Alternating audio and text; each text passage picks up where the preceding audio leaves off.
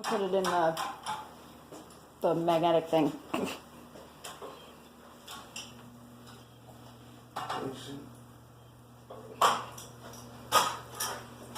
This one looks like this chip right here is that.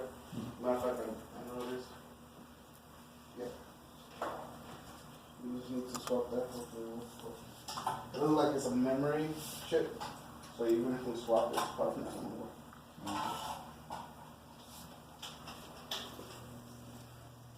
It's in front primer was on.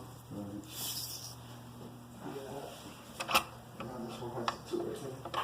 So this one looks better though, but you could tell it's gonna heat up and burn eventually.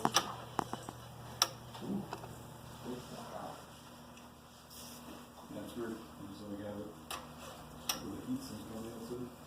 Alright. Sometimes food goes into those resistors, that's why. Yeah. And they're small. And they put it next to the corner.